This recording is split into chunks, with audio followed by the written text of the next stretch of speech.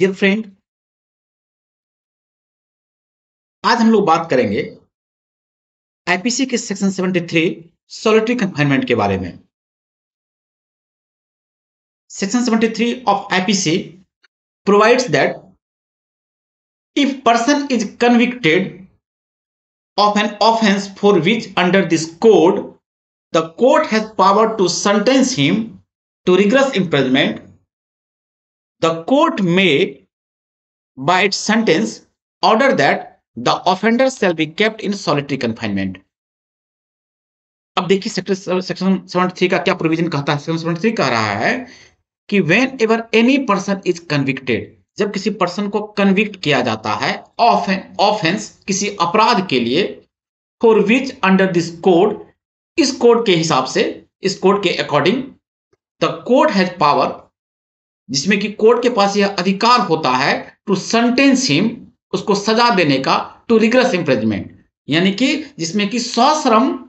जो है सजा देने का अधिकार होता है कोर्ट को। और उस तरह के अपराध में कोर्ट किसी को कन्विक्ट कर रही है तो द कोर्ट में, तो कोर्ट क्या कर सकती है, बाय इट्स सेंटेंस, अपने इस सजा देने में यह आदेश दे सकती है, order that the offender shall be kept, कि ऑफेंडर को रखा जाएगा किसमें,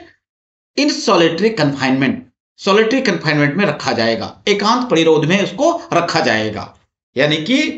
इसका सिंपल सा लैंग्वेज में ये कहना चाह रहा है आपका सेक्शन 73 कि अगर किसी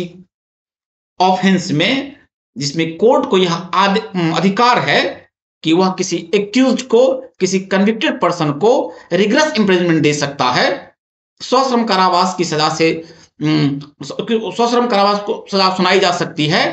उस तरह के अपराध में, ठीक है ना, कोर्ट अगर चाहे तो उस अपराधी को सॉलिटरी कन्फाइनमेंट में रख सकती है। सिंपल सा है, ठीक है ना, कोई बहुत बड़ी बात नहीं है ये, ठीक है ना। अब एक दो तीन इसकी जो प्रोविजन है जो बहुत इंपॉर्टेंट है, वो ध्यान रखने वाली बात है। कहता है such solitary confinement shall not exceeding 3 months in the whole, किसी भी स्थिति में, इस बात को जरा आप लोग ध्यान से समझ लीजिएगा इस चीज को, कि किसी भी स्थिति में किसी भी अपराधी को 3 महीने से ज्यादा सॉलिटरी कन्फाइनमेंट में नहीं रखा जाएगा, है ना। किसी भी स्थिति में, इस चीज को ध्यान रखिएगा सभी लोग, कि किसी भी अपराधी को 3 महीने से ज्यादा सॉलिटरी कन्फाइनमेंट नहीं दिया जा सकता है, सॉलिटरी कन्फाइनमेंट में नहीं रखा जा सकता है। अब इसका एक स्केल है, इस स्केल के हिसाब से जो है आपको सॉलिटरी कन्फाइनमेंट का जो एग्जीक्यूशन होता है वो होता है। तो हम लोग इसको देख लेते हैं कि क्या कह रहा है। सबसे पहला कह रहा है a time not exceeding 1 month if the term of imprisonment shell not exceed 6 months, अगर किसी अपराधी को 6 महीने तक का, यानी कि 6 महीने से कम का, 6 महीने तक का अगर सजा का प्रावधान है, अगर किसी अपराधी को 6 महीने तक की सजा दी गई है तो सॉलिटरी कन्फाइनमेंट जो होगा वो 1 महीने से ज्यादा का नहीं हो सकता है। A time not exceeding 2 months if the term of imprisonment shall exceed 6 months and shall not exceed 1 year, अगर किसी अपराधी को, किसी एक्यूज को 6 महीने से ज्यादा और 1 साल से कम की सजा सुनाई गई है तो उस कंडीशन में सॉलिटरी कन्फाइनमेंट जो होगा वो 2 महीने से ज्यादा का नहीं हो सकता है। और तीसरा स्केल है हमारा a time not exceeding 3 months if the term of imprisonment shall exceed 1 year, और अगर 1 साल से ज्यादा का सजा सुनाई गई है, 1 साल से ज्यादा की सजा किसी अपराधी को सुनाई गई है तो 3 महीने से,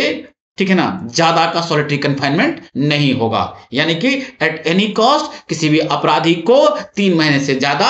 जो है सॉलिटरी कन्फाइनमेंट में नहीं रखा जा सकता है। अगर 6 महीने तक की सजा उसको 6 महीने तक की किसी अपराधी को सजा दी गई है तो 1 महीने का सॉलिटरी कन्फाइनमेंट हो सकता है। अगर 6 महीने से ज्यादा और 1 साल से कम की सजा सुनाई गई है तो 2 महीने तक का सॉलिटरी कन्फाइनमेंट हो सकता है। और अगर 3 महीने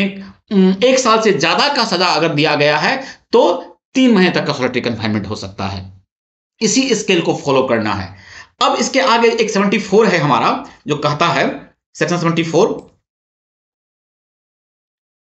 कि अगर सॉलिटरी कन्फाइनमेंट को जब एग्जीक्यूट किया जाएगा, जब सॉलिटरी कन्फाइनमेंट का एग्जीक्यूशन होगा,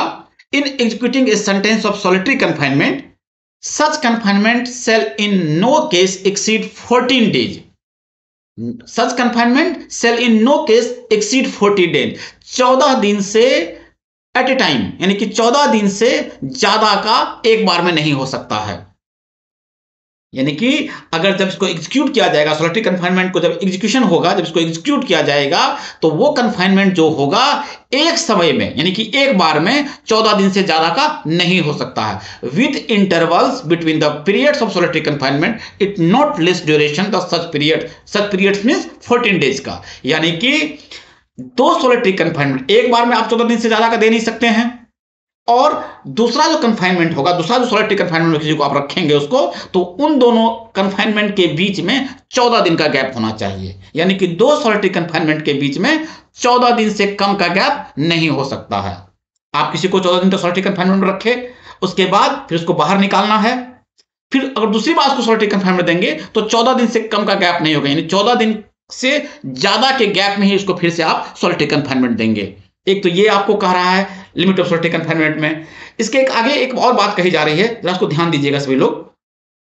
ये कह रहा है कि when the imprisonment award shall exceed 3 months. अब ये स्केल जरा देखिएगा, ये बड़ा अच्छा स्केल है। यह कह रहा है कि अगर किसी को इंप्रिजनमेंट दिया जा रहा है, ठीक है ना, शेल एक्सीड 3 मंथ, 3 महीने से ज्यादा को, 3 महीने से ज्यादा का अगर किसी को सजा दी जा रही है, तो the solitary confinement shall not exceed 7 days in any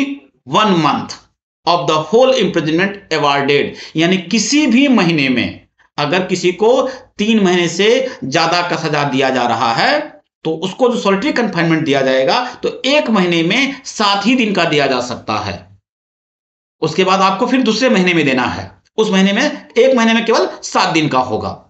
और याद रखना है कि 2 कंफाइनमेंट, 1 महीना आप इस महीने में दिए, फिर अगले महीने में दीजिएगा, तो 2 कंफाइनमेंट के बीच में आपको 7 दिन से कम का गैप नहीं हो सकता है, 7 दिन से कम का इंटरवल नहीं हो सकता है। इट मींस, इसका मतलब है कि 2 कंफाइनमेंट के बीच में 7 दिन का अंतर होगा। अगर 3 महीने से ज्यादा किसी को सजा दी गई है, तो आप 2 चीजों का ध्यान रखेंगे कि 1 महीने में, ठीक है ना, 7 दिन का देना है,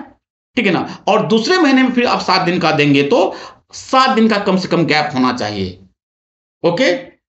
यानी कि अगर आप किसी को 23 तारीख को दे रहे हैं तो 23 7 30 हुआ मान लीजिए, तो फिर 30 के बाद 7 दिन का गैप रहेगा, फिर उसको 8 या 9 तारीख से उसको सॉलिटरी कंफाइनमेंट में आप रख सकते हैं। यानी कि 2 कंफाइनमेंट के बीच में 7 दिन का गैप होना चाहिए।